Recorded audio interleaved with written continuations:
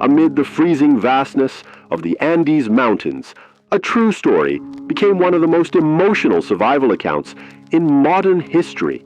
The year was 1972. The setting, snow, mountains, and the deadly silence of extreme altitude. But what happened there, between the sky and death, became known as the miracle of the Andes. It was October 13th. A Fairchild FH-227 aircraft from the Uruguayan Air Force took off with 45 people on board. Players from the Old Christians Club rugby team, friends, family members, and crew.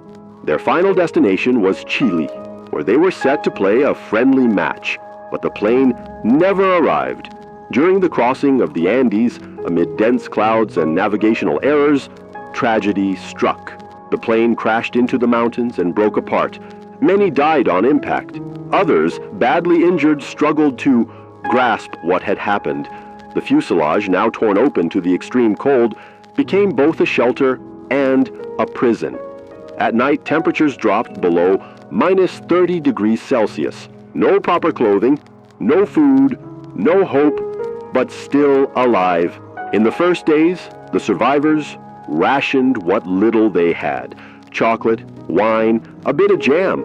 They truly believed a rescue was coming. But as days passed, nothing. Then, the aircraft radio delivered devastating news. The search had been called off. The Andes tragedy was no longer headline news. To the world, they were already dead. As weeks went by, hunger became unbearable.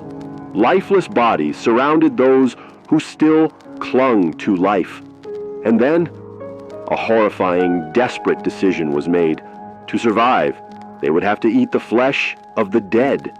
It wasn't an act of brutality. It was an act of survival. With tears in their eyes and pain in their souls, they did the unthinkable in order to live. When it seemed things couldn't get any worse, an avalanche came. In the middle of the night, a mass of snow crashed down on the fuselage, burying everything. 8 people died. The few left alive were now trapped beneath tons of snow, and yet somehow they survived, and they knew they could wait no longer. 2 of the survivors, Fernando Parrado and Roberto Canesa, decided to set off in search of help. No maps, no compass, just scraps of blanket, a little dried meat, and courage.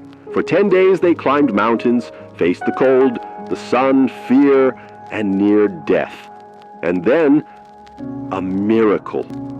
On the other side of the mountains, they encountered a Chilean farmer, Sergio Catalan, who heard their pleas.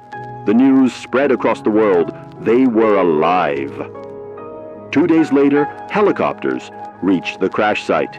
Of the 45 who boarded the plane, only 16 survived. It had been 72 days of suffering, resilience, and faith. Each of them returned home with a new outlook on life, marked by pain and loss, but also by brotherhood and the miracle of survival. The story of the Andes is not just about survival.